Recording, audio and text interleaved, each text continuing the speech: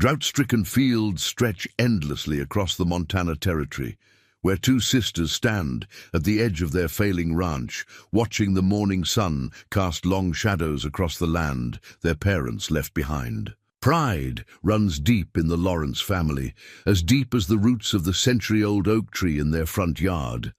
But pride won't save their cattle from thirst or keep the bank from their door. In an era when women were expected to marry or lose, these sisters chose a different path. They secretly sent for mail-order husbands, not for love, but for survival. Yet beneath the parched earth and desperate choices lies a truth that could shatter everything they're building. What happens when the men they hired for labor start asking questions about the sisters' past? Before we jump back in, tell us where you're tuning in from. And if this story touches you, make sure you're subscribed, because tomorrow I've saved something extra special for you. Sarah Lawrence's calloused hands trembled as she opened her mother's worn Bible, its leather cover smooth from years of faithful readings. The morning light filtering through the ranch house's dusty windows caught the gold leaf of its pages, creating a halo effect that reminded her of quieter Sunday mornings when their parents still lived. She ran her finger down the family records page, touching each carefully written name as if drawing strength from the ink itself. Emma's boots scraped against the wooden porch outside, a sound as familiar to Sarah as her own heartbeat. At 28, her younger sister still moved with the restless energy that had characterized her childhood, though these days it was tempered by exhaustion. Sarah quickly closed the Bible, tucking away the bank notice she'd been using as a bookmark. "The North Pasture well is running dry," Emma announced, letting the screen door slam behind her. Her dark hair had escaped its practical braid, and dust coated her face, except for clean tracks beneath her eyes where sweat had cut through. "We'll need to move the cattle again." Sarah nodded, her throat tight. They'd been moving the herd from pasture to pasture all summer, chasing what little water remained in their wells. The drought had stretched on for 18 months now, turning their once prosperous ranch into a daily struggle for survival. Mr. Harrison from the bank came by. "While you were out checking the well," Sarah said quietly, finally meeting her sister's eyes. "He left another notice." Emma's face hardened, a mirror of their father's expression when faced with adversity. "Let me guess. More threats about foreclosure." "They're not threats anymore, Em. They're promises. We have 3 months to make. Good on the back payments, or we lose everything." The sisters shared a long look, years of unspoken understanding passing between them. This land had been in their family for 3 generations. Their grandfather had built the ranch house with his own hands. Their father had expanded it into one of the most respected cattle operations in the territory, and their mother had filled it with love and laughter. Now it was slipping through their fingers like the dry Montana soil. "We could sell the South Quarter," Emma suggested, though they both knew it wouldn't be enough. "Nobody's buying land in a drought," Sarah replied, standing to put the Bible back in its place of honor on the mantel. Her fingers brushed against their mother's silver-framed photograph, and she quickly pulled her hand away before grief could take hold. "Besides, we'd need that land once the rains return."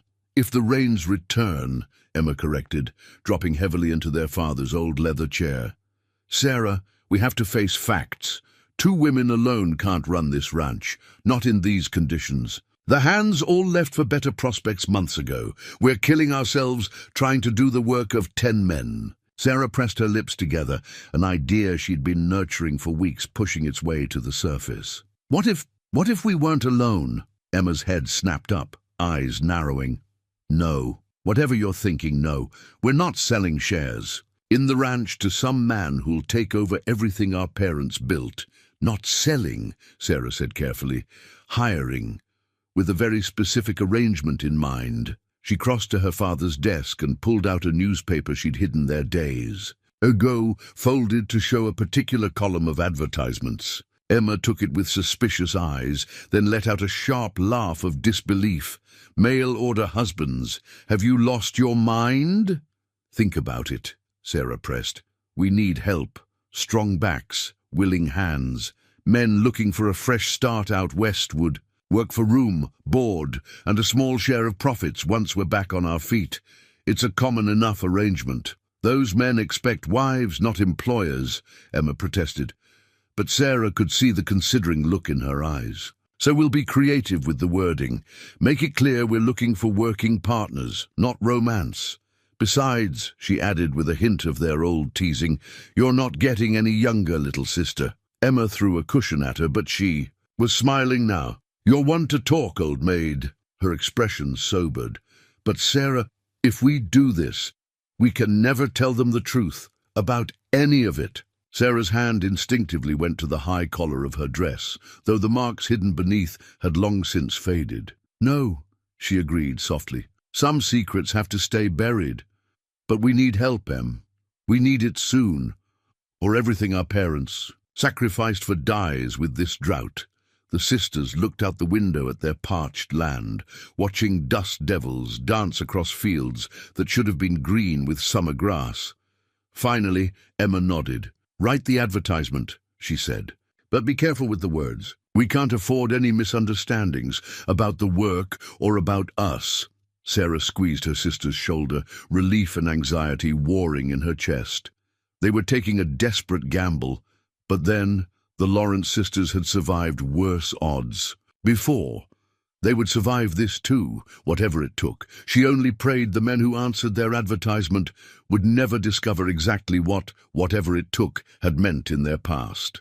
The general store's bell chimed as Sarah pushed open the door, the familiar scent of coffee beans and leather goods wrapping around her like a welcome embrace. Old Mr. Peterson looked up from his ledger, wire-rimmed spectacles sliding down his nose. Miss Sarah.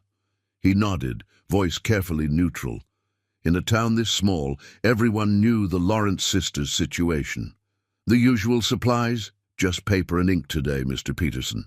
Sarah forced herself to meet his eyes, ignoring the mixture of pity and curiosity she found there. And I'd like to send a telegram. She'd spent 3 nights drafting the advertisement, burning through precious candles as she crossed out and rewrote every line until the words were exactly right. Emma had insisted they send it to newspapers in multiple cities, Chicago, Boston, even New York. Cast a wide net, she'd said, but make the requirements specific enough to weed out drifters and dreamers. Now Sarah smoothed out the final draft on Mr. Peterson's counter, her precise handwriting laying out their carefully crafted deception. 2 hard-working sisters seek capable men for marriage and partnership on established Montana cattle ranch. Must have ranching experience, strong work ethic essential, currently facing drought conditions, immediate assistance needed, room, board, and future profit share offered to the right candidates. Only serious inquiries from men of good character, references required. Mr. Peterson's eyebrows rose as he read it, but he kept his thoughts to himself as he calculated the cost per word. Sarah's fingers tightened around the coins in her pocket, their last spare dollars going toward this desperate gamble. "Shall I send it to the Montana Territory News first?" he asked, reaching for his telegram forms. "No," Sarah said firmly. "Eastern papers only. The further from Montana, the better." She could feel the weight of his unasked questions, but that was the beauty of living in a place where pride ran deep. No one would dare ask them directly. Let them assume the Lawrence sisters were finally bowing to convention, seeking husbands before spinsterhood claimed them completely. It was better than them knowing the truth. Back at the ranch, Emma was waiting on the porch, practicing her roping skills on fence posts. The ropes snapped through the air with deadly accuracy. Their father had taught them both well, though such skills were considered unladylike by town standards. "It's done," Sarah announced, settling into the worn rocker beside her sister. "Now, we wait." Emma coiled her rope with practiced ease. "How long do you think before we get responses?" "A few weeks, maybe more." Sarah pulled out the copy she'd made of the advertisement. "I made sure to emphasize the work involved. Any man expecting an easy life as a ranch owner's husband will think twice." And the references requirement was clever, Emma added. "Drifters. And criminals won't be able to provide those. They sat in companionable silence, watching the sunset paint the drought-stricken land in deceptively beautiful shades of gold and purple. Finally, Emma spoke the fear they'd both been avoiding. What if they figure it out? About that night, Sarah's hand found her sister's, squeezing tight. The sheriff ruled it self-defense. There's nothing to find. The sheriff knew Pa, Emma reminded. He knew what kind of man Jenkins really was, what he tried to... She trailed off, shuddering. But strangers might not understand. Then they won't find out, Sarah said firmly. The bank records still show Pa's name. The deed is clean, and Jenkins' body is 3 years buried with no one to ask questions about him. We just need to get through this drought, save the ranch. And then... She paused, realizing she hadn't thought beyond survival in a long time. And then we'll have 2 husbands to deal with, Emma finished dryly. Men who might expect actual wives, not just working partners. Sarah managed a small smile. One challenge at a time, sister. Besides, any man who answers an advertisement like ours is probably more interested in land than love. Let's hope so, Emma murmured. But her expression remained troubled. Because if they do fall in love with us, then they'll be even more. Destroyed when they learn the truth, Sarah finished softly. The sisters sat together as darkness crept across their land, each lost in thoughts of what their deception might cost them. But they had no choice. The ranch was all they had left of their family, their heritage, their very identity. They would do whatever it took to save it, even if it meant risking their hearts in the process. As stars began to appear in the vast Montana sky, Sarah sent up a silent prayer. Lord, send us men strong enough to save our ranch, but not so honorable that they'll hate us when they learn what we've done. The train whistle pierced the dry Montana air, a sound that always made Sarah's heart skip. Today, that skip was accompanied by a flutter of anxiety as she guided their wagon toward the station. Emma sat beside her, straight-backed and silent, her face set in the carefully neutral expression she wore when masking nerves. Remember, Sarah murmured as the train appeared in the distance, we stick to our story. Pa's been gone 2 years. Ma followed soon after. We've managed alone until the drought forced us to seek help. Emma's hand brushed against the pistol hidden in her skirts. And if they're not what their letters claimed, then we thank them kindly and send them back east. Sarah's tone left no doubt about the finality of that decision. Their carefully worded correspondence with James Miller and Thomas Cooper had stretched over 6 weeks, each letter scrutinized for any hint of character flaws or hidden motives. The train's wheels screeched against the rails as it shuddered to a stop, belching steam into the afternoon heat. Sarah watched the passengers disembark, her eyes drawn to 2 men who stood out from the usual crowd of settlers and salesmen. They carried themselves differently, not with the hesitant steps of city folk nor the swagger of cowboys, but with the steady confidence of men used to working the land. The taller one, James Miller, she presumed, paused to help an elderly woman down the train steps before retrieving his bags. His companion, who could only be Thomas Cooper, scanned the platform with keen eyes that suggested he missed little. Both men were sun-weathered and solid, their clothes practical but well-maintained. Sarah released a breath she hadn't realized. Oh, she'd been holding. At least they looked the part. Miss Lawrence? James approached their wagon, his voice carrying a slight Boston accent that his letters hadn't revealed. Up close, Sarah could see the intelligence in his grey eyes and the smile lines around his mouth that suggested he laughed easily, or used to. Mr. Miller, she nodded, forcing her voice to remain steady. And Mr. Cooper, welcome to Montana. Territory. Thomas Cooper tipped his hat, revealing prematurely silver-streaked dark hair. Ma'am? Miss Emma! His voice was deeper with a hint of Pennsylvania in its cadence. Your letters didn't do justice to the vastness of this country. Emma's posture relaxed slightly at his professional tone. Wait until you see the ranch. There's a vastness enough there to make a man question his choices. We've questioned our choices plenty already, James said, helping Thomas load their trunks into the wagon. But good land is worth fighting for. drought or no drought.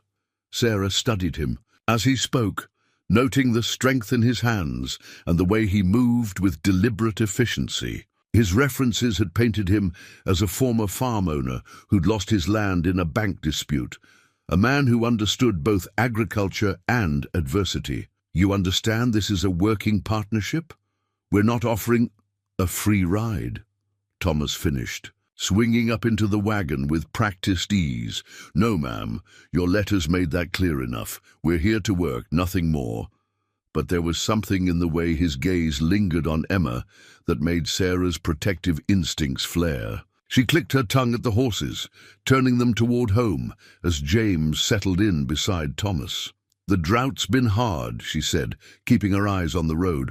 Harder than we could explain in letters, if either of you wants to back out after. Seeing the situation, we're not the backing out kind, James interrupted quietly. Besides, dry spells end, good land endures. Our concern is whether you ladies are truly prepared to share control of your operation with strangers. Emma stiffened beside Sarah, but her voice remained calm. We're prepared to work alongside men who prove their worth, Mr. Miller. The ranch remains in the Lawrence name. As agreed, Thomas nodded. Though I admit we're curious about your father's opinion on this arrangement. Sarah's hands tightened on the reins. Our father is dead, Mr. Cooper, as we wrote. But he taught us everything he knew about ranching before he passed. We're not helpless women playing at being ranchers. No, James said softly, and something in his tone made Sarah glance back at him. No, I don't imagine you are. But everyone needs help sometimes, even strong women. The wagon fell silent as they rolled through the golden afternoon, each lost in their own thoughts. Sarah found herself studying James in the corner of her eye, noting the way he watched the landscape with genuine interest, already assessing soil conditions and grazing potential. Beside him, Thomas was pointing out weather signs to Emma, who seemed surprised by his knowledge of cloud formations. They were competent men, Sarah decided, possibly even good men, and that made them more dangerous than any drifter or fortune hunter could ever be. Good men would want to understand them, to build trust, to forge real partnerships. Good men would ask questions, and questions were the one thing the Lawrence sisters couldn't afford to answer. Dawn painted the ranch in shades of promise that the harsh noon sun would later burn away. Sarah stood at the kitchen window, watching James Miller check the north pasture fence line. 5 days had passed since the men's arrival, and already the ranch felt different, more alive perhaps, or simply less desperate. She opened their mother's old ledger, adding columns for the new expenses while trying to ignore how thin their margins had become. The sound of boots on the porch made her close the book quickly, but not before James had glimpsed it through the window. Mind if I come in? He asked, removing his hat. Dust and early morning work had darkened his tanned skin, but his grey eyes remained sharp. Could use some water if you're willing. Sarah nodded, pouring him a cup from the pump. The fence line? Better than I expected. Worse than it should be. Previous repairs were done in a hurry, not your father's work, I'd guess. She turned away, busying herself with the stove. We did what we could after he passed. That's what puzzles me, James said carefully, and Sarah felt her shoulders tense. These repairs, they're at least 4 years old by my estimate, but you said your father died 2 years ago. Before Sarah could respond, Emma's voice rang out from the yard, sharp with warning. Thomas Cooper! Don't you dare! They rushed to the window. Thomas had Emma's rope in his hands, demonstrating a complicated trick throw. Emma stood nearby, clearly torn between admiration and annoyance at his assumption she needed teaching. Your sister handles a rope better than most men I know, James observed. Your father taught you both well. Pa believed in practical education, Sarah replied, grateful for the distraction. Are you and Mr. Cooper finding the sleeping arrangements in the bunkhouse comfortable? James allowed the subject change, but Sarah caught the thoughtful look in his eyes. Comfortable enough, though Thomas swears something's been visiting the roof at night. Says he hears footsteps. Sarah's hand trembled slightly as she put down her coffee cup. The old storage space above the bunkhouse. They should have cleared it out before the men arrived. Probably raccoons, she said lightly. They've been a nuisance lately. Outside, Emma had reclaimed her rope and was demonstrating her own trick. Throw, one their father had taught them for bringing down larger cattle.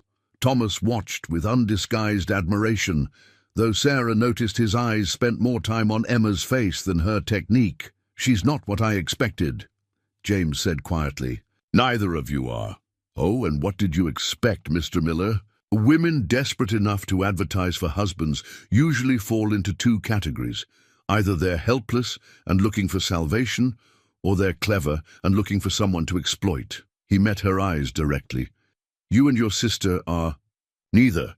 You're capable, hard-working, and clearly devoted to this land, which makes me wonder why you really answered our letters instead of the dozen others you must have received." Sarah felt the familiar weight of their secrets pressing down. "We told you in our letters, we need help to save the ranch. Nothing more, nothing less. And yet you chose two men who'd lost their own land rather than successful farmers looking for expansion." James stepped closer, his voice gentle but firm. "Men with nothing left to lose. Men who might understand doing whatever it takes to protect what's theirs." The morning sun caught his face, highlighting a thin scar along his jaw that Sarah hadn't noticed before. His own secrets, perhaps. She forced herself to hold his gaze. "Are you saying we chose poorly, Mr. Miller?" A ghost of a smile touched his lips. "No, Miss Lawrence. I'm saying you chose very carefully indeed. I just haven't figured out why yet." The sound of approaching horses interrupted them. Through the IG window, Sarah spotted Bert Harrison from the bank riding up with his deputy brother in tow. Her heart clenched. They weren't due to check on the loan for another week. "Problem?" James asked, noting her expression. Sarah straightened her spine, smoothing her skirts with suddenly cold hands. "Not at all. Just our monthly banking discussion. If you'll excuse me." She stepped onto the porch, forcing a calm she didn't feel. Behind her, she heard James call out to Thomas, gathering him for work in the far pasture, giving the sisters privacy for their business, she realized. A gentleman's gesture, but one that made her even more uneasy. James Miller noticed too, much understood too well, and they still had 11 weeks left before the bank's deadline. The broken fence post lay between them like a challenge. Sarah watched as James examined the splintered wood, his fingers tracing the grain with the same careful attention he seemed to give everything on the ranch. "Lightning strike?" he asked, though his tone suggested he already knew the answer. "No," Sarah admitted. "That post has a history. Pa always meant to replace it, but—" She trailed off, remembering how many things had been left undone in those final chaotic months. James nodded, understanding in his silence. He'd been doing that more lately, listening to what she didn't say as much as what she did. "Well, then," he straightened up, "might be fitting to make this our first real improvement to the place." They worked together through the morning. Heat, Sarah holding the new post steady, while James packed the earth around it. The physical labor was familiar, but the companionship was new. She found herself studying his hands as he worked, noting how they moved with both strength and precision, much like the man himself. "Your father teach you this too?" he asked as they tamped down the last of the soil. "Some things you learn by necessity," she replied, then caught his slight smile. "What?" "Just noticing how you avoid direct answers about your father. It's quite skillful, actually." Sarah's heart stuttered, but before she could respond, Emma's laugh rang out across the pasture. She and Thomas were working on the irrigation ditch, though from the look of things, more talking than digging was happening. "They seem to be getting along well," James observed, following her gaze. Sarah frowned. Too well. This was supposed to be a business arrangement. Life has a way of complicating business. James picked up his tools, his voice carefully neutral. "Speaking of which, I've been going over some ideas for improving the water situation. That old windmill by the north pasture, with some modifications, we might be able to tap into the deeper water table." The suggestion was practical, sensible even. But Sarah heard the underlying message. He was thinking long-term, making plans, beyond their initial agreement. That would be an expensive modification. I've got some savings, he said quietly. Not much, but enough to make a difference if combined with what's left of your cattle money. Sarah stiffened. They hadn't told him about selling off part of the herd. What makes you think the brand numbers don't match your ledger? He held up a hand as she started to protest. Before you worry, I wasn't snooping. Thomas and I needed to know what we were working with, so we did a proper count. You're down 30 head from what's recorded. Times have been hard, she said, hating the defensive note in her voice. Yes, they have. His grey eyes held hers. But they'd be less hard if you trusted us enough to be honest about the situation. All of it.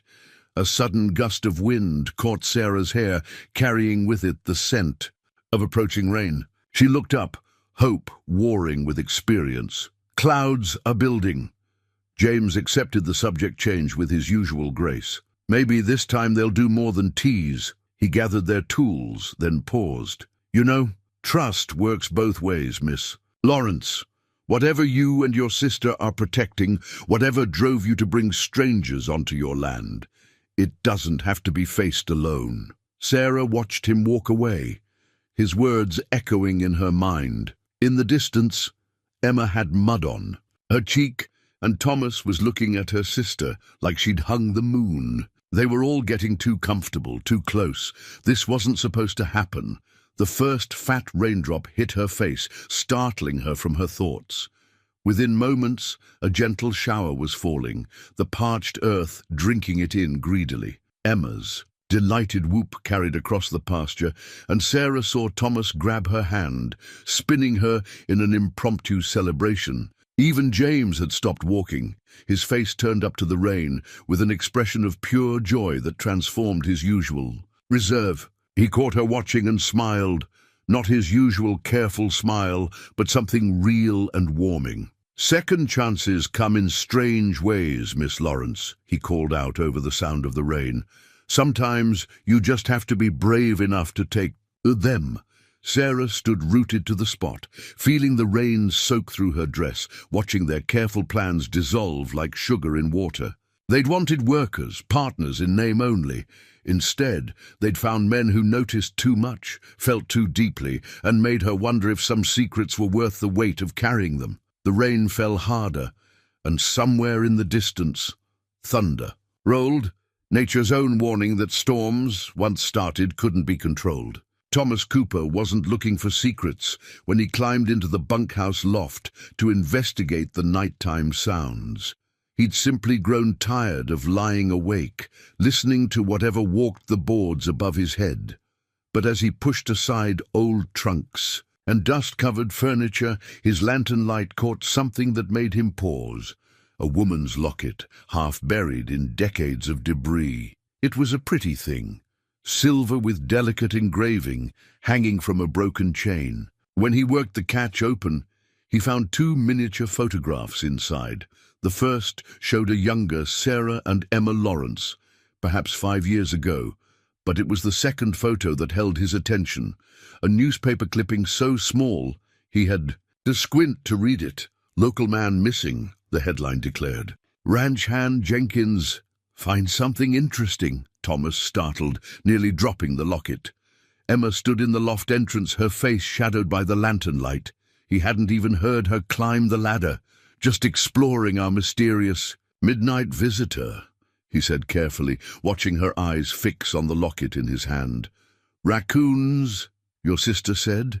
Emma's laugh held no humor. "You should put that back where you found it, Mr. Cooper. Some things are better left buried in dust." But Thomas had spent too many years reading people to miss the fear beneath her bravado. "Like Jenkins?" The temperature in the loft seemed to drop 10 degrees. Emma's hand went to her skirt pocket, where, Thomas had noticed, she often carried a small derringer. "You've been in town asking questions." It wasn't a question, but he answered anyway. "People talk, especially about a ranch hand who vanished the same night your father supposedly had his first heart attack." He kept his voice gentle, non-threatening. The timing seems noteworthy. Timing is a funny thing, Emma said softly. Like how you and James appeared just when we needed help most. Very convenient. We answered your advertisement honestly. Did you? A Boston banker's son who lost everything in a dispute with his father's bank. A Pennsylvania horse breeder who just happened to walk away from a thriving business? Her smile was sharp as a blade. We're not the only ones with secrets, Mr. Cooper. Thomas felt an unwilling spark of admiration. They'd done their own investigating, it seemed. The difference is, our secrets don't involve missing men. No? Emma stepped closer, moonlight from the loft window casting her face in silver and shadow. Tell me, what happened to the man who really owned that horse farm of yours, the one who died so conveniently, leaving you to pick up the pieces? Thomas's breath caught. No one knew about that. Not even James. How did you— We all have graves we'd rather leave undisturbed, Emma said. The question is, can we trust each other to keep our respective secrets?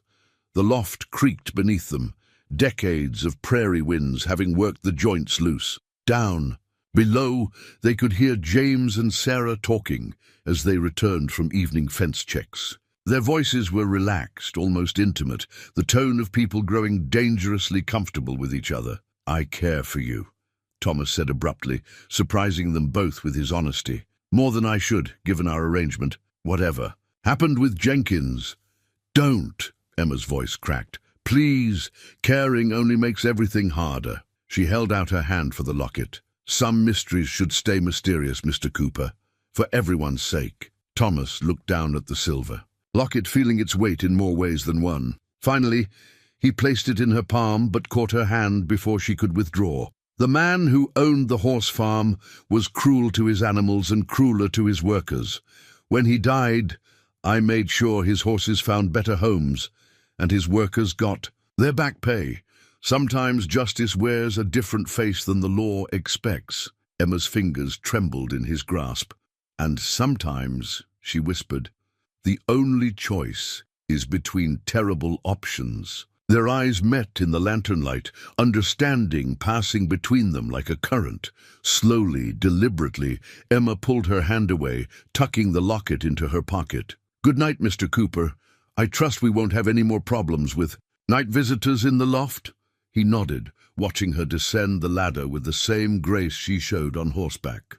Only when her footsteps had faded did he slump against a roof beam, his heart heavy with the weight of unasked questions. Below, he could still hear James and Sarah talking. His friend's laugh drifted up through the floorboards, followed by Sarah's softer response. They were all walking a dangerous line, he realized, between truth and lies, between past and future, between duty and desire. And sooner or later, something would have to break. The disputed water rights map lay spread across the kitchen table, its edges curling in the afternoon heat. Sarah traced the blue line of Carson Creek with one finger, too aware of James standing behind her, close enough that she could feel the warmth radiating from his body. Carson's cutting us off completely, she said, fighting to keep her voice steady. Claims the drought gives him the right to dam the creek before it reaches our property. He can't do that, James replied, leaning closer to study the property lines. His breath stirred the loose strands of hair at her neck. These water rights were established when the territory was settled. Try telling Carson that. Sarah shifted, attempting to put space between them without being obvious. These moments were happening more often lately, times when James felt less like a business partner and more like something far more dangerous to her peace of mind. We could challenge it legally, he suggested, either oblivious to her discomfort or choosing to ignore it. With what money?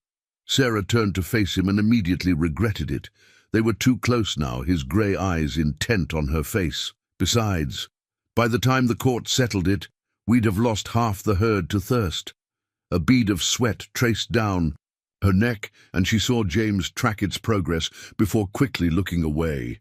The heat was making everyone reckless. Just yesterday, she'd caught Emma and Thomas holding hands behind the barn, their heads bent close in conversation. There's another option, James said finally. Carson's always wanted the north pasture. We could trade. No. Sarah's voice was firm. We're not selling any part of this ranch, not 1 acre, even to save the rest. You don't understand? Then help me understand, Sarah. The use of her given name sent a shiver through her despite the heat. Because sometimes saving something means letting a piece of it go. She stepped back, putting the table between them. Like you let your father's bank take your land? The moment the words left her mouth, she knew she'd gone too far. James's face went still, that careful mask of his sliding back into place. You've been investigating me. Can you blame us? But guilt gnawed at her. They demanded complete honesty from their potential husbands, while offering none in return. Before James could respond, the kitchen door banged open. Emma burst in, her face flushed with more than just heat. Carson's men are at the creek. They're building a dam. Sarah grabbed her hat. Get Thomas, we'll...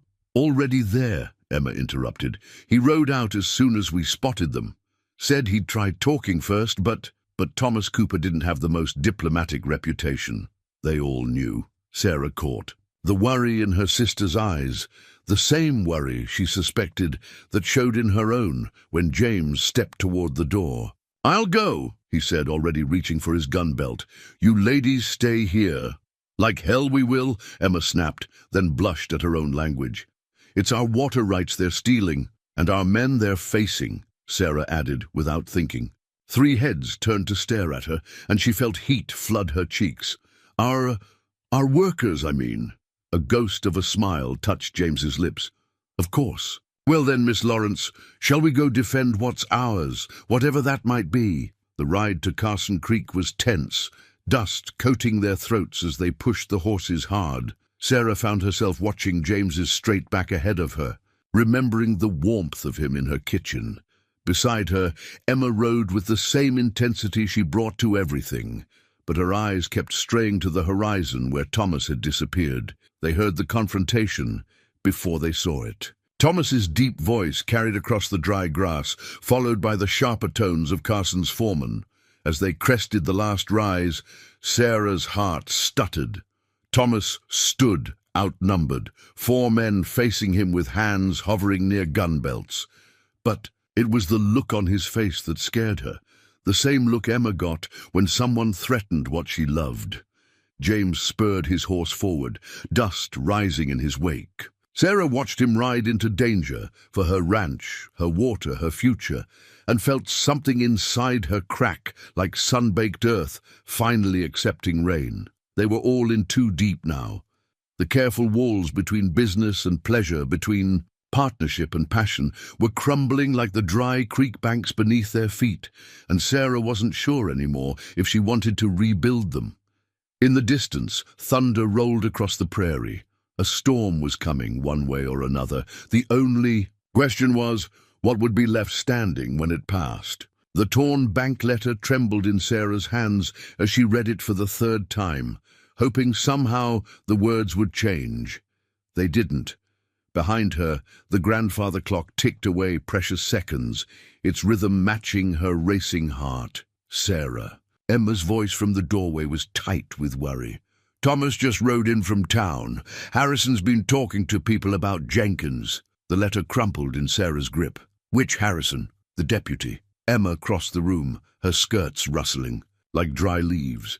He's been asking about the night, Pa. About that night. Sarah closed her eyes, remembering flames and screams and choices that couldn't be unmade. Why now? After all this time? Because of them. Emma nodded toward the window where James and Thomas were visible, repairing the barn roof in the late afternoon sun. 2 strangers show up asking their own questions. It was bound to stir things up. Before Sarah could respond, boot steps sounded on the porch. James appeared in the doorway, his expression grave. Ladies, we need to talk. Emma's hand slipped into her pocket. Where her derringer waited, Sarah knew. But James's next words, stop them both cold. The bank's calling in all their loans early. Not just yours, every ranch that borders Carson's property. Sarah's mind raced. He can't have that kind of influence. He does when he's quietly buying up the bank's controlling shares. James stepped into the room, his usual careful distance, forgotten in the urgency of the moment. Carson's planning something bigger than a water rights dispute. He wants the whole valley. How do you know this? Emma demanded. A muscle ticked in James's jaw. Because it's exactly what my father's bank did back east. Buy up distressed loans, pressure people to sell, consolidate the land for wealthy investors. His eyes met Sarah's. I didn't just lose my land in a dispute. I tried to stop him, warn people. He disowned me for it.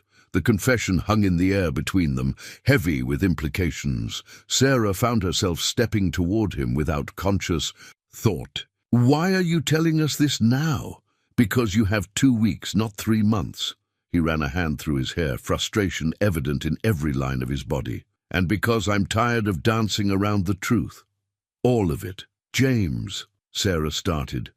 But he pressed on. Jenkins didn't just disappear, did he? Whatever happened that night, the night your father supposedly had his heart attack, it's connected to why you really brought us here. Emma made a small sound, like pain swallowed back.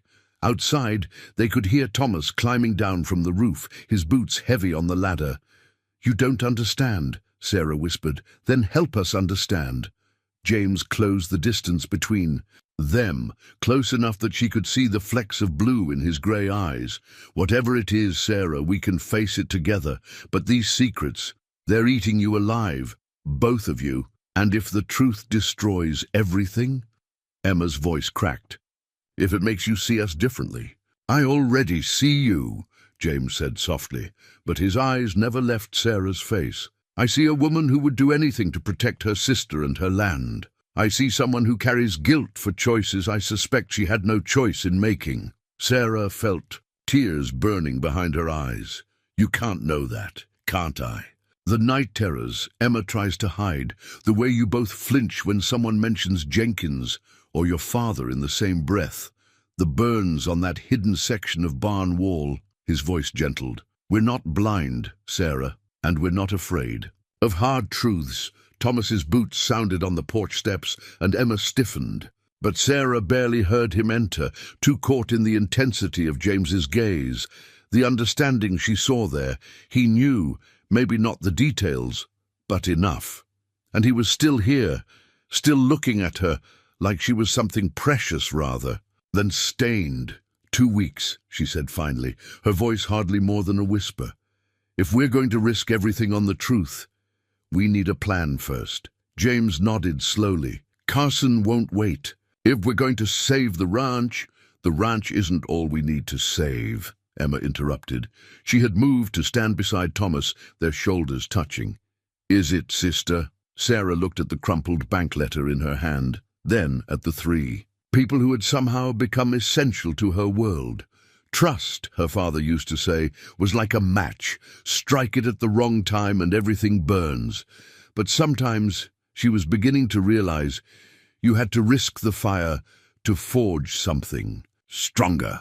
The torn bank letter trembled in Sarah's hands as she read it for the 3rd time, hoping somehow the words would change. They didn't. Behind her, the grandfather clock ticked away precious seconds, its rhythm matching her racing heart. Sarah. Emma's voice from the doorway was tight with worry. Thomas just rode in from town. Harrison's been talking to people about Jenkins. The letter crumpled in Sarah's grip. Which Harrison? The deputy. Emma crossed the room, her skirts rustling. Like dry leaves, he's been asking about the night part, about that night. Sarah closed her eyes, remembering flames and screams and choices that couldn't be unmade. Why now? After all this time, because of them. Emma nodded toward the window where James and Thomas were visible, repairing the barn roof in the late afternoon sun. 2 strangers show up asking their own questions. It was bound to stir things up. Before Sarah could respond, boot steps sounded on the porch. James appeared in the doorway, his expression grave. Ladies, we need to talk. Emma's hand slipped into her pocket. Where her derringer waited, Sarah knew. But James's next words stopped them both cold. The bank's calling in all their loans early. Not just yours, every ranch that borders Carson's property. Sarah's mind raced. He can't have that kind of influence. He does when he's quietly buying up the bank's controlling shares. James stepped into the room, his usual careful distance, forgotten in the urgency of the moment. Carson's planning something bigger than a water rights dispute. He wants the whole valley. How do you know this? Emma demanded. A muscle ticked in James's jaw. Because it's exactly what my father's bank did back east. Buy up distressed loans, pressure people to sell, consolidate the land for wealthy investors.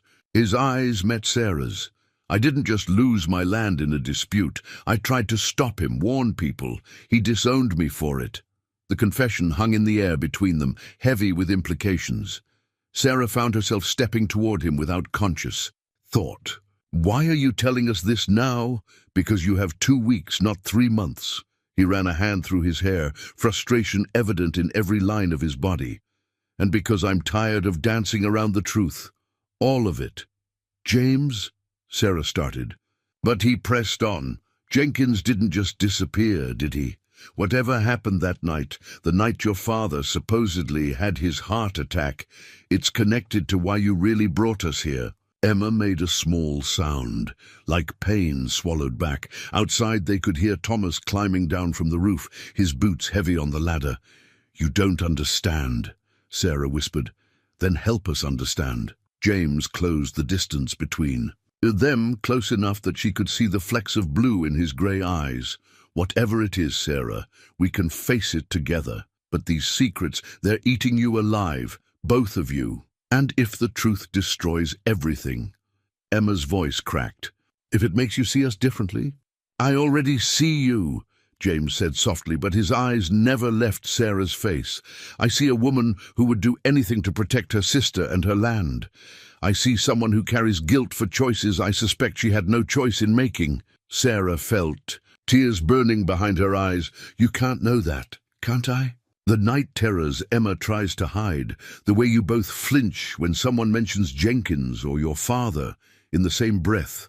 The burns on that hidden section of barn wall. His voice gentled. We're not blind, Sarah, and we're not afraid of hard truths. Thomas's boots sounded on the porch steps, and Emma stiffened.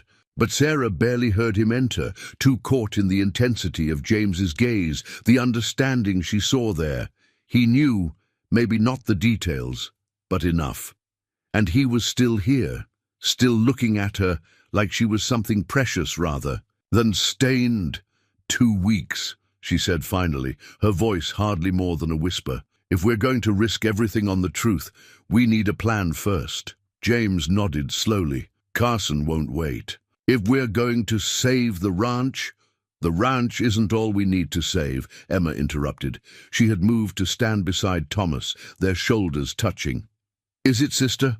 Sarah looked at the crumpled bank letter in her hand, then at the 3 people who had somehow become essential to her world. Trust, her father used to say, was like a match. Strike it at the wrong time and everything burns. But sometimes she was beginning to realize you had to risk the fire to forge something stronger. The lightning-struck tree crashed across the road just as the first real storm in 18 months broke over the ranch. Sarah stood in the downpour, watching James and Thomas struggle with the fallen oak that had blocked their escape to town. The bank meeting they'd planned to attend, their last chance to challenge Carson's loan recalls, would have to wait. We need to get inside, Emma shouted over the wind. The creek's rising. Sarah turned to see water rushing down Carson. Creek's dry bed, 18 months of drought ending in minutes of fury. The dam Carson's men had built wouldn't hold against this deluge, and neither would the root cellar where their darkest secret lay buried. The cellar. She grabbed James's arm as he passed. If it floods, understanding flashed in his eyes. Thomas, he called, get Emma to the house. Sarah and I will check the outbuildings. They ran through the storm, rain stinging their faces. Sarah's skirts were soaked, pulling at her legs as they splashed through growing puddles. Above them, lightning split the sky, illuminating the barn in harsh flashes that reminded her too, much of that other night. James caught her as she stumbled. We don't have to do this, he said close to her ear. Let the flood take the evidence. Let it all wash away. She shook her head, rain dripping from her hair. And what happens when Carson's men find what's left? We have to... She broke off, as another lightning bolt revealed a figure running toward the cellar. "Emma!" Her sister was already pulling at the cellar doors, Thomas close behind her. "We can't leave him here," Emma cried as they reached her. "Not like this, not anymore." Together they heaved the heavy doors open. The smell of wet earth rose from the darkness, along with memories Sarah had tried for years to bury. James produced a storm lantern from somewhere, its light revealing the cellar's contents. Preserved food, root vegetables, and in the far corner, the collapsed section that hadn't collapsed naturally. "The floodwater's coming," Thomas warned, checking the creek's progress. "Whatever we're doing, it needs to be now." Sarah met Emma's eyes, seeing her own fear and determination reflected there. "We dig," she said simply. They worked in desperate silence, using old tools they'd never quite been able to throw away. The earth was softer now, sodden with rain, but it still fought them. Sarah's hands bled, and she saw James wince as his palms tore on the shovel's rough wood. "Wait," Thomas said suddenly. "I hit something." The storm lantern's light caught dull metal, Jenkins's belt buckle. Sarah heard Emma's sharp intake of breath, felt James move closer to her side. 3 years of nightmares reduced to bones. "And rusted metal. We need to move him," Emma whispered. "Somewhere no one will ever look." "The old mine shaft," Thomas suggested. "The one in Carson's territory. Let him keep the secret he paid for." Lightning flashed again, and Sarah saw James watching her with an intensity that made her shiver despite the warm rain. "It's your choice," he said softly. "Both of you. We'll stand by whatever you decide." Emma's hand found Thomas's in the darkness. "We trust you," she said, and Sarah heard the double meaning in her words. "With everything." They worked quickly then, transferring Jenkins's remains to an old tarp. The creek water was already seeping into the cellar as they finished. Nature trying to expose what they'd hidden. But nature, Sarah thought, hadn't counted on the strength of 4 people, bound by something stronger than secrets. Later, after they'd done what needed doing, they stood in the barn's shelter watching the storm rage. Emma and Thomas had gone too, to check on the horses, leaving Sarah alone with James for the first time since the truth had come out. "You're shivering," he observed, shrugging out of his wet coat to wrap it around her shoulders. "James." She turned to face him, needing to know. "Why did you stay? After learning what we did, what we hid, why are you still here?" His hand came up to brush wet hair from her face, the gesture achingly tender. "Because some sins aren't sins at all. Because protecting the people you love is never wrong." He paused, his eyes holding hers. "Because I find myself loving a woman strong enough to carry the weight of terrible choices and gentle enough to still be haunted by them." The storm's fury matched the pounding of Sarah's heart as she stepped into his embrace. His arms came around her, solid and sure, offering shelter from more than just the rain. "We could lose everything," she whispered against his chest. "Or we could gain everything," he countered, tilting her face up to his. "Some storms destroy, others clear the air for new growth." When he kissed her, Sarah tasted rain and promise and possibility. Outside, the drought-stricken earth drank deep, while inside the barn, 2 hearts finally allowed themselves to do the same. Sarah found her father's old revolver in the study drawer, its barrel still oiled despite 3 years of disuse. The weight of it brought back memories of his lessons. "A gun's not for threatening, Sarah girl. It's for when you've run out of choices. You don't have to do this." James stood in the doorway, his shadow stretching across the study floor in the early morning light. "Let me talk to Carson alone." "No." Sarah checked the chambers with practiced hands. "We face him together. All of us." The storm had passed, leaving behind mud-slick roads and whispers in town. Deputy Harrison had been asking questions again, this time about James's past. About the real reason his father's bank had failed, about Thomas Cooper's convenient inheritance of a horse farm whose owner died under mysterious circumstances. "They're trying to divide us," Emma had said last night after Thomas brought news of the rumors. "Make us doubt each other." But Carson's scheme had backfired. Instead of sowing doubt, his investigations had only revealed how similar their stories were. Good people forced into desperate choices, carrying burdens of necessary sins. A horse's whinny broke the morning quiet.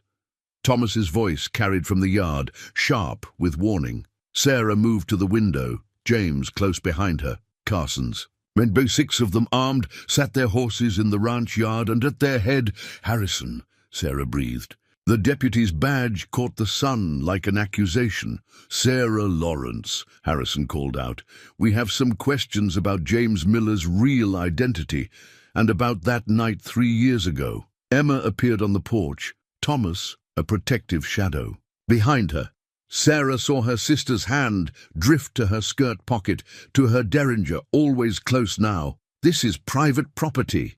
Emma's voice rang out clear and strong. "You're not welcome here." Private property bought with blood money, some might say. Harrison swung down from his horse. "We know what happened to Jenkins, just like we know what really happened to James Miller's father's bank, and to the owner of Cooper's horse farm." Sarah felt James stiffen beside her. "He's bluffing," she whispered. "He can't know." "Oh, but I do." Harrison's smile was cold as mountain winter. "Carson's been busy, ladies. Money talks, and there are always people willing to sell old secrets. The only question is, who pays the price for keeping them?" "That's close enough." Thomas's voice carried the quiet authority of a man who'd faced worse threats. He'd moved to stand between Harrison and Emma, his hand near his gun. "Think carefully, Deputy," James added, stepping onto the porch with Sarah. "About whose secrets you're really protecting, about who Carson truly is." Harrison's smile faltered slightly. "Carson's offering a deal. Sign over the water rights, admit what happened to Jenkins was self-defense, and this all goes away. Fight him and everything comes out. About all of you." Sarah felt the weight of her father's gun, the weight of choices and consequences. She looked at James, saw the same resolution in his eyes that she felt in her heart. Emma and Thomas stood shoulder to shoulder, their silence speaking volumes. "You can tell Carson," Sarah said clearly, "that the Lawrence sisters don't take kindly to threats, not 3 years ago, and not now." "You're making a mistake," Harrison warned. "I have warrants. Based on what evidence?" James's voice was deadly quiet. "The word of a man who sent Jenkins to strong-arm women, who's using the bank to steal people's land. Those are dangerous accusations to make, Deputy, the kind that might interest federal investigators." Sarah saw uncertainty flicker in Harrison's eyes. The deputy's hand strayed toward his gun, but Thomas's weapon appeared as if by magic, aimed steady and sure. "Sometimes," Thomas said softly, "a man has to choose between what's legal and what's right. Choose carefully, Deputy." Tension crackled like heat lightning. Sarah held her breath, feeling James's solid presence beside her, seeing Emma's unwavering stance. They were 4 people bound by love, trust, and shared sins, standing together against a world that would judge them without understanding. Finally, Harrison stepped back. "This isn't over." "No," Sarah agreed. "But when it is, Carson might find himself answering for more than just Jenkins." They watched the riders leave, dust rising behind them like the last traces of doubt falling away. When the yard was empty, Sarah felt James's hand find hers, squeezing gently. "They'll be back," Emma said quietly. Thomas nodded, holstering his weapon. "With more men, more accusations." "Let them come," James replied. "Some things are worth fighting for." Sarah looked at their joined hands, at her sister's quiet strength, at the love and trust shining in Thomas's eyes when he looked at Emma. "Yes," she said softly, "they are." The morning sun caught her father's gun as she set it aside, choosing instead to lean into James's embrace. They had drawn their lines in Montana soil, not just between right and wrong, but between love and fear, between past and future, and this time they would hold that line together. Emma found the hastily written note in her sister's familiar handwriting, tucked between the pages of their mother's recipe book. Meet at midnight. Old Creek Bend. Her fingers traced the words, remembering how many family secrets these worn pages held. Tonight, they would add one more. The Creek Bend had been their childhood hiding place, where two young girls would escape their father's watchful eye to dream of adventures. Now, in the silver wash of moonlight, it became a war room of sorts. Sarah and James were already there when Emma arrived with Thomas, a lantern casting their shadows long against the creek bank. "Carson's not just buying up loans," James said without preamble, spreading papers on a flat rock. "He's been gathering evidence on every ranch owner in the valley, looking for pressure points." "Blackmail," Thomas added, his arm steady around Emma's waist. The casual intimacy of his touch still thrilled her, even in these serious moments. But he made a mistake targeting all of us at once. People are starting to talk, compare notes. Sarah nodded, leaning into James's solid presence. "The Hendersons rode out this morning. Said Carson tried the same strong-arm tactics with them 3 years ago. Jenkins wasn't his only enforcer. And Harrison's deputy badge isn't as clean as he'd like people to think," Emma contributed. "I had a long talk with Mrs. Peterson at the general store. Seems our good deputy has been collecting fees from farmers who need bank loans approved." James's eyes gleamed in the lantern light. "If we can prove the bank's involvement in Carson's land grabs..." "Federal investigators take a dim view of bank fraud," Thomas finished, "especially when it crosses state lines." Sarah pulled out another paper, a telegram from James's contact in Boston. "Carson's been working with investment groups back east, promising them cheap Montana ranch land for railroad development. Just like your father's bank," Emma said softly, watching James's face tighten at the memory. "History repeating itself," he agreed. "But this time we can stop it, if we can get proof to the right people." "It's dangerous," Sarah warned. "Carson's men are watching the ranch, and Harrison's a coward," Thomas interrupted. "Remove Carson's protection, and he'll fold faster than a cheap suit." Emma felt Thomas's hand tighten on her waist, knew he was remembering their own confrontation with corrupt lawmen back in Pennsylvania. "We'll need help," she said. "People in town who'll stand with us." "Already started on that." James smiled slightly. "Amazing how many people are willing to talk when someone finally stands up to a bully." Sarah stepped away from the rock, moving, to stand at the creek's edge. The recent rains had filled it to bursting, water rushing past with newfound strength. "Pa always said water rights were the real gold in Montana. Who controls the water controls everything." "Your father was a wise man," James said, moving to join her. The way he looked at her sister made Emma's heart ache with happiness. They deserved this, both of them. Love born of understanding and trust. "Carson won't give up easily," Thomas warned. "When backed into a corner, men like that turn vicious." "Let him." Emma surprised herself with her own fierceness. "We're not the same women he tried to intimidate 3 years ago, and we're not alone anymore." Sarah turned from the creek, moonlight silvering her hair. "No, we're not." Her eyes met James's with such tenderness that Emma had to look away. "Which is why we need to be married, all of us, before this fight comes to a head." Silence fell, broken only by the creek's song. Emma felt Thomas go very still beside her. "Sarah," James started, but she held up a hand. "Not for appearances." "Sake," her sister continued, "not for propriety or protection or any of the reasons we first brought you here, but because life's too short and love's too precious to waste time pretending we don't know what we want." Emma found herself moving before she'd consciously decided to, wrapping her arms around her sister. "Are you sure?" she whispered. Sarah's laugh was watery but real. "The only thing I'm sure of is that I don't want to face whatever's coming without James by my side in every way." "Well then," Thomas's voice was rough with emotion, "I suppose we'd better figure out how to save this ranch. I've got plans for that north pasture that don't involve Carson or railroads." "Oh?"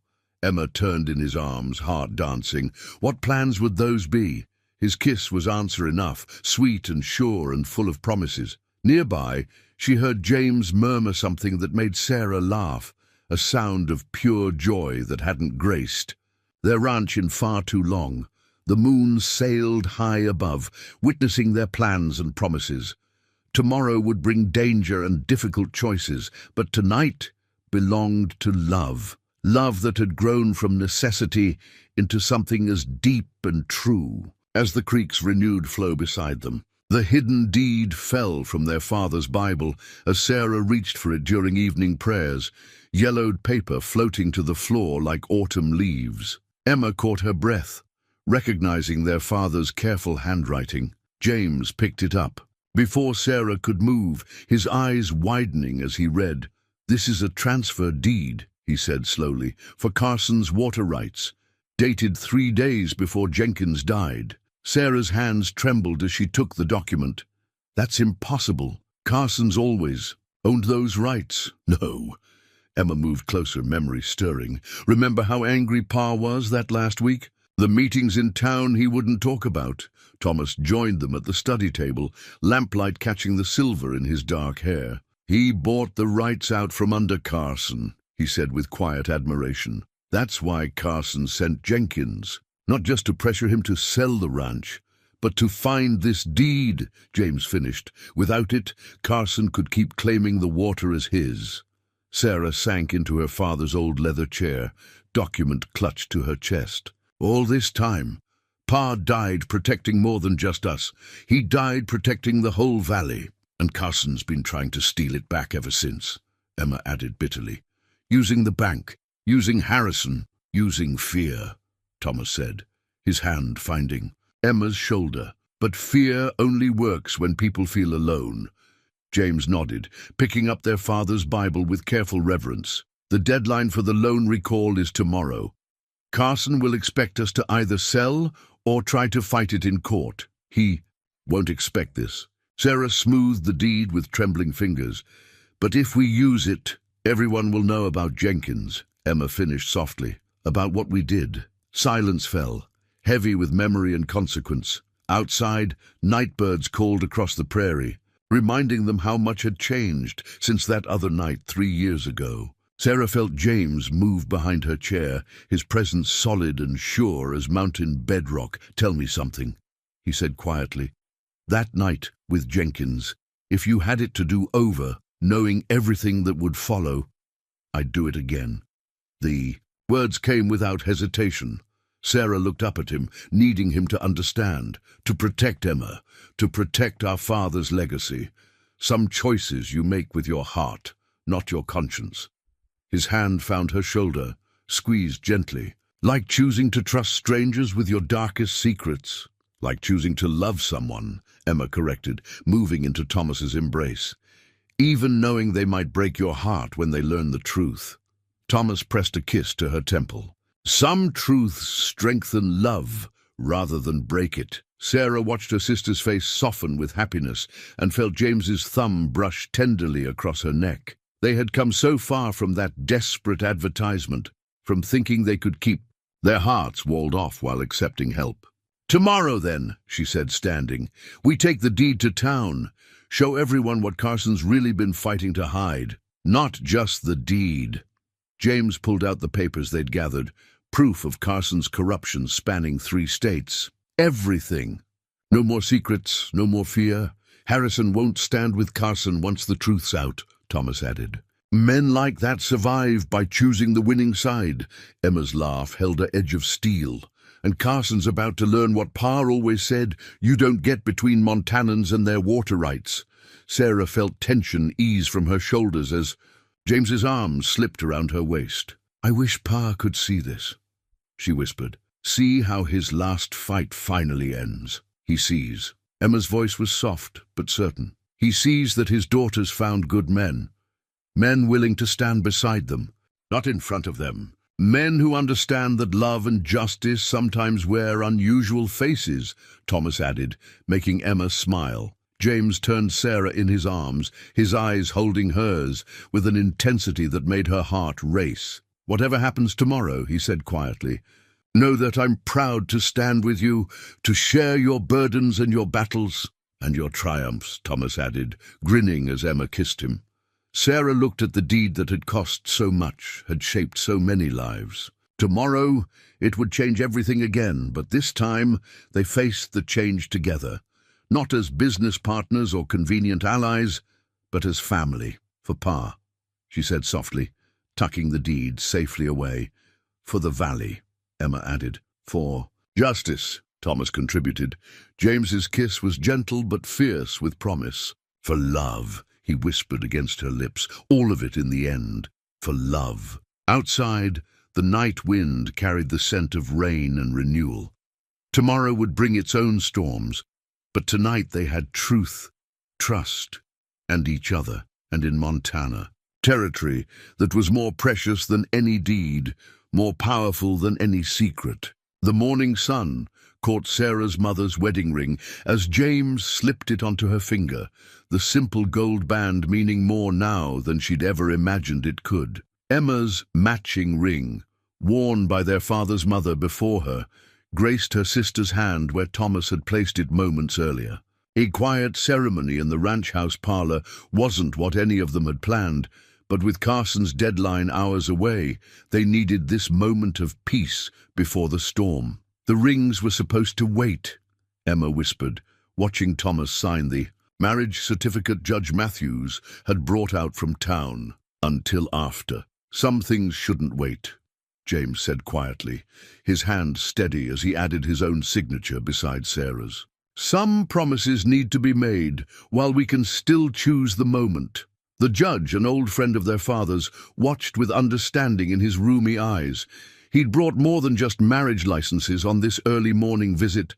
The federal investigator's credentials in his pocket carried the weight of official justice, and the papers detailing Carson's bank fraud would see the light of day whether they succeeded or failed. "They're coming," Thomas called from the window.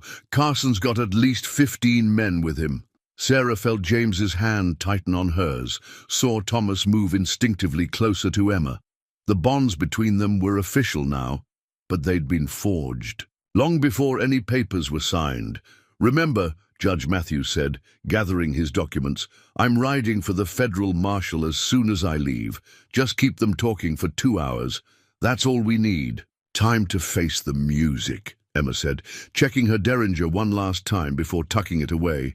Sarah caught her sister's hand. "Together, always." Emma's smile was fierce with love and determination. They stepped onto the porch, just as Carson's. Men rode into the yard, Harrison's deputy badge gleaming dully among them. Carson himself sat his horse like a man unused to compromise, his face set in lines of smug certainty. "Last chance, ladies," he called out. "Sign over the water rights, admit to Jenkins's death, and this all goes away quiet-like." "Funny thing about water rights," James said, his voice carrying across the yard. "They belong to whoever holds the deed. Isn't that right, Carson?" Sarah saw Carson's face change as she held up their father's hidden deed, saw the flash of fear he quickly masked with anger. "That paper's worthless without proof," he snapped. "And you've got bigger problems. Harrison here has warrants for all of you." "Careful, Deputy," Thomas warned as Harrison started to move. "Those warrants might be interesting reading for the federal investigators, especially the part about where you got your evidence." A stir went through Carson's men. Sarah saw uncertainty in their faces as they looked between Carson and the United Front on the porch. These were local men, many of whom had known her father, known Carson too, she wagered. "You really want to know what happened to Jenkins?" Emma's voice rang out clear and strong. "Why don't you tell them, Carson? Tell them how you sent him to. It threatened 2 women, how he tried to—" Her voice caught, but Thomas's hand on her shoulder steadied her. "Tell them about the bank fraud too," James added. "About buying up loans across state lines, using Harrison to pressure people into selling. Just like you did back east until it all fell apart." Carson's face had gone pale with rage. "You think anyone will believe you? 4 murderers trying to save their own skins. They'll believe the proof," Sarah said quietly. "Every document, every secret deal, every crooked loan. All safely in the hands of a federal judge by now. Your empire's built on sand, Carson. And the tide's coming in. A shot cracked out, sending birds scattering from the oak tree, but it wasn't Carson who had fired.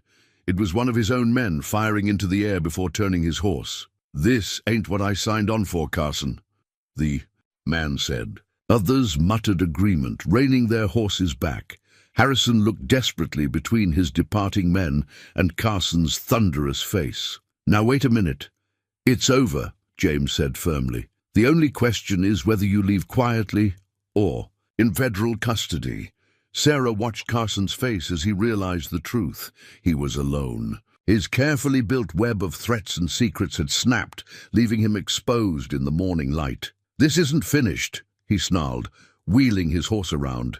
"No," Sarah agreed, feeling James's strong presence beside her, seeing Thomas stand protective and proud next to Emma. "It's just beginning." They watched Carson ride away, Harrison and the last few loyal men trailing behind like storm debris. When the dust settled, Emma turned to Thomas with tears and laughter competing in her voice. "Well, husband," she said, "that was quite a wedding morning." His kiss was answer enough, tender and triumphant all at once. Sarah felt James's arms slip around her waist and leaned back into his embrace, watching the sun rise higher over their land, their home now and always. "Think Pa would have approved," she whispered. James's laugh rumbled against her back, of his daughters finding men who'd stand beside them against any storm. "I'd say he's smiling right now." And somewhere Sarah thought she could feel that smile, warm as morning sun on Montana soil. The bank notice lay unopened on the kitchen table, but this time Sarah felt no fear as she broke the seal. James stood behind her chair, one hand resting warm and steady on her shoulder, while Emma and Thomas sat across from them, their fingers intertwined on the weathered wood. "Well?" Emma's voice held more curiosity than concern. "What's the damage?" Sarah's eyes scanned the formal text, a smile spreading slowly across her face. "The loan's been reinstated. Original terms, original timeline." She looked up at James. "Your testimony about the bank fraud must have been convincing." "The federal investigators didn't need much convincing once they saw the paper trail," James replied, but pride colored his tone. "Carson's creative bookkeeping told its own story."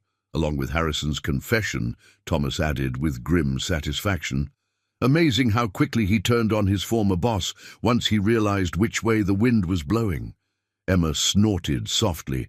"Cowards often do." But her expression softened as she looked around their kitchen, bright with late afternoon sun. "It feels different now, doesn't it? Like we can finally breathe." Sarah knew what her sister meant. The weight of secrets had lifted, replaced by something lighter but just as powerful. Trust, love, shared purpose. Even the ranch itself seemed to respond, the recent rains bringing green back to their pastures. "We'll need to ride out to the north pasture," Thomas said, ever practical despite the contentment in his eyes when he looked at Emma. "Check the new irrigation channels before dark." "Already done," James replied. "Sarah and I checked them this morning. The water's flowing. Exactly as it should." Sarah felt her cheeks warm at Emma's knowing smile. Their inspection of the irrigation channels had involved rather more kissing than actual checking, but she wouldn't apologize for stealing moments of joy.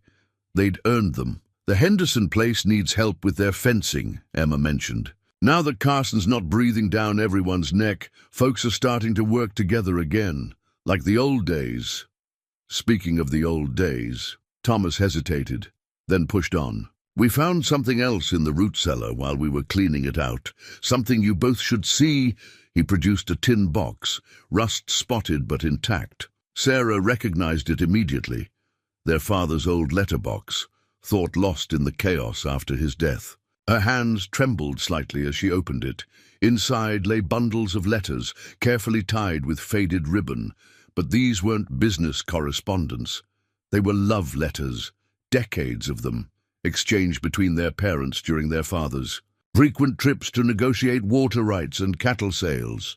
My dearest heart," Sarah read from the top letter, her voice thick with emotion. "Another week away from you and the girls feels like an eternity. But every deal I make, every right, I secure is for our future, for the legacy we're building together. Emma wiped tears from her cheeks. He knew, didn't he, about Carson's plans for the valley. That's why he bought those water rights. He was protecting more than just our ranch, James said quietly. He was protecting a way of life for everyone. And now we're protecting it too, Thomas added, his arm sliding around Emma's shoulders. Together. A knock at the door interrupted them. Old Mr. Peterson from the general store stood on their porch, hat in hands. "Begging pardon, Mrs. Miller, Mrs. Cooper," he said, using their married names with careful respect. "But there's talk in town about forming a ranchers' association to manage water rights fairly, help each other in hard times. We thought this might be the right place for the first meeting." Sarah felt James's quiet laugh of approval rumble through his chest where he stood behind her. "When?" she asked. "Sunday after church?" "Nothing formal, just neighbors helping." "Neighbors, like your father always said we should." Sarah looked at Emma, saw her own joy reflected in her sister's eyes. "Sunday would be perfect, Mr. Peterson. We'll provide the coffee." After he left, they sat in comfortable silence, watching the sun paint their kitchen gold. The letterbox sat open on the table, their father's words a bridge between past and future. "You know what this means," Emma said finally, mischief dancing in her eyes. "We'll have to clean the whole house. And bake," Sarah added with mock horror. "So much baking. Good thing you have help now," James murmured, dropping a kiss on her head. Thomas grinned. "Permanent, reliable help, no advertisement required." They laughed together, the sound echoing through rooms that had known too much silence. Outside, their land stretched green and promising under the Montana sky. The drought had broken in more ways than one, bringing new growth to more than just the soil. Sarah touched her wedding ring, then reached for her husband's hand. Some victories came with a price, yes, but love, trust, and truth, those were worth every penny. The marriage certificates hung side by side in the study, framed in simple wood that James and Thomas had crafted together. Sarah paused to straighten them, smiling at the memory of that hurried morning ceremony that had somehow been perfect in its imperfection. 3 months had passed since then, each day bringing new proof that desperate choices could lead to incredible blessings. "Wool gathering again?" Emma's voice carried from the doorway, tinged with the contentment that seemed to radiate from her lately. "The Ranchers Association members will be here soon." Just thinking about how much has changed. Sarah turned to find her sister practically glowing in the morning light. "Though not as much as is about to change, I'd say. When are you planning to tell Thomas?" Emma's hand drifted to her stomach, still flat, but holding its own precious secret. "Tonight, I wanted to be sure first." Her eyes sparkled. "I don't suppose you'd care to make it a double announcement." Sarah felt her cheeks warm. "How did you know?" Sister's intuition. "That, and I saw James riding into town yesterday to fetch the doctor, looking like he was floating on air." Emma crossed the room to embrace her. "Our children will grow up together, just like we did. But with fewer secrets," Sarah added softly, "and more love." The sound of horses in the yard drew them to the window. James and Thomas were returning from the north pasture, their easy camaraderie evident in their shared laughter. The ranch hands they'd finally been able to hire rode behind them, a good crew drawn by the Lawrence Ranch's growing reputation for fair dealing and strong leadership. "Remember when we thought we could keep this purely business?" Emma mused, watching Thomas dismount with the fluid grace that still made her catch her breath. Sarah laughed. "We weren't very good at that." "Were we?"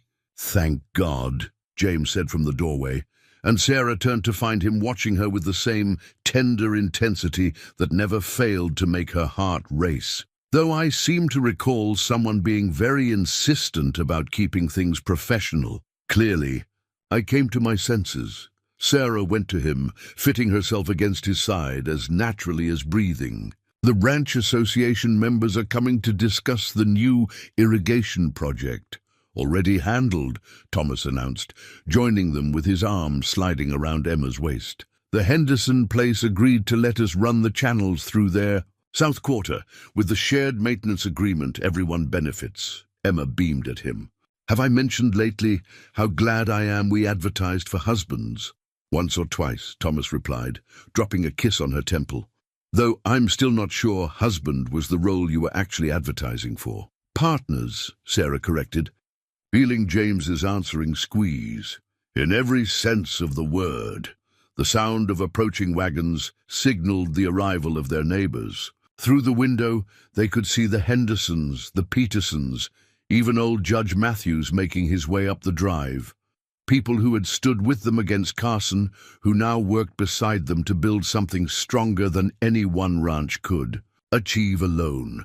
We should tell them about the school, Emma said suddenly. With all the new families moving into the valley, we'll need one soon enough. Her hand pressed briefly against her stomach, and Sarah saw Thomas's eyes widen as understanding dawned. Emma? His voice was rough with emotion. Are you saying... Emma's smile was radiant. Hope you're ready to be more than just a rancher.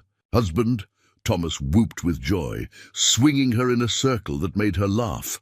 When he set her down, his kiss was tender enough to make Sarah and James look away, giving them privacy. Well, James said quietly, his hand finding Sarah's, seems the Lawrence Ranch is about to get a bit more lively. Sarah squeezed his fingers. More than you know. She saw the moment her meaning registered, saw joy transform his features. Sarah, you too? Her answer was lost in his kiss, in the warmth of his embrace and the promise of their shared future. Outside, wagon wheels crunched on gravel as their neighbors arrived, bringing plans and hopes for the valley's future. But here in the study, surrounded by the certificates that had made them family, 4 people who had once been strangers shared. A moment of pure joy. We should greet our guests, Sarah said finally, reluctantly stepping back from James's arms. The future waits for no one. Thomas agreed, though he kept Emma's hand firmly in his. They moved toward the door together, but Sarah paused for one last look at the marriage certificates. Below them hung the deed to their water rights, and beside that, a simple frame holding their original advertisement from the newspaper. Such a desperate plan it had seemed then, born of necessity and fear. But love, she had learned, could grow in the most unexpected soil. And some crops, once harvested, fed the heart forever. The family portrait hung in the place of honor, above the fireplace, taken 1 year to the day after that desperate advertisement first appeared in Eastern newspapers. Sarah studied it now, one hand resting on her swollen belly as she rocked in. Her father's old chair. The photographer had captured them perfectly. Emma and Thomas, with their 2-month-old daughter Grace, Sarah and James standing close beside them, all of them radiating a happiness that no posed portrait could fake. Wool gathering. Again, Mrs. Miller. James's voice carried from the doorway, warm with love and gentle teasing. Their son kicked beneath her hand, as if recognizing his father's voice. Just thinking about how far we've come, she replied, watching him cross the room to kneel beside her chair. Did you finish the school board meeting? All settled. The new schoolhouse will be ready before winter. His hand joined hers on her belly, just in time for the next generation. Outside, they could hear Emma's laugh mixing with Grace's. Baby giggles as Thomas demonstrated his latest trick with the rope.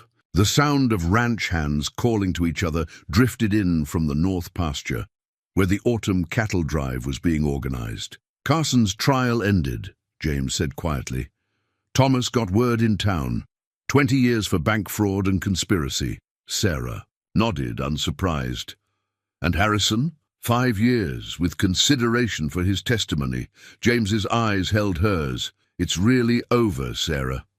All of it. She thought of Jenkins's remains, now properly buried in an unmarked grave, with a prayer and a hope for peace. Thought of their father's hidden deed, which had saved not just their ranch but the whole valley. Some secrets, she'd learned, were meant to be revealed. Others could rest quietly, causing no more harm. Did I ever tell you, she said, taking James's hand, that I prayed the night we sent that advertisement? Ask God to send us men strong enough to save the ranch, but not so honorable they'd hate us when they learned the truth. James smiled, pressing a kiss to her fingers. And did he answer your prayer? He sent us men who understood that honor isn't about never making hard choices. It's about making them for the right reasons and living with the consequences. He sent us women who taught us that love isn't about perfection, James countered. It's about seeing someone's scars and battle wounds and loving them more for having survived. The door burst open as Emma backed in, carrying a tea tray, while Grace rode happily on Thomas's shoulders. "Are you two being philosophical again?" Emma teased. "Some of us have been actually working, you know," says the woman who spent an hour watching her husband show off with a rope. Sarah shot back, laughing as Thomas pretended offense. "Important skills to pass down," he declared, swinging Grace into Emma's waiting arms. "This little lady needs to know her heritage." Sarah watched her niece snuggle into Emma's embrace, saw the tender way Thomas touched them both. Such a far cry from the suspicious, careful distance they'd all maintained in those early days. "Heritage," she mused. "Do you think our children will understand? About how their parents met, about why we made the choices we did." "They'll understand love," Emma said firmly. "Love of family, love of the land, love that grows from trust and truth rather than convenience. And they'll understand honor," Thomas added.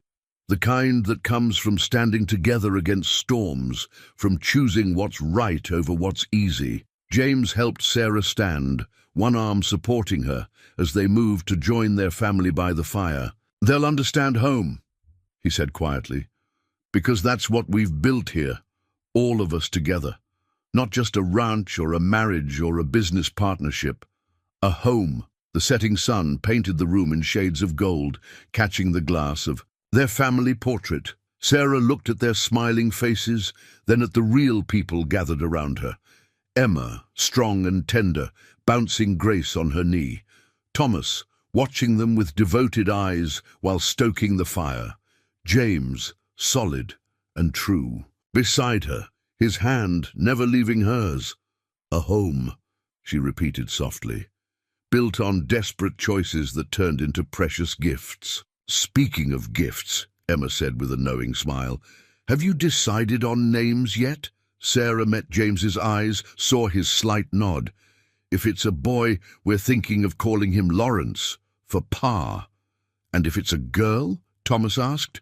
"Hope," James answered, his hand tightening on Sarah's, "because that's what brought us all together, hope and trust and love that grew in unexpected soil." Outside, the sun set on their Montana valley, on fields watered by shared streams and protected by shared strength. Inside, 4 people who had once been strangers sat together in the warmth of family, their hearts as full as their home, their love as deep as the roots they'd planted in this precious soil.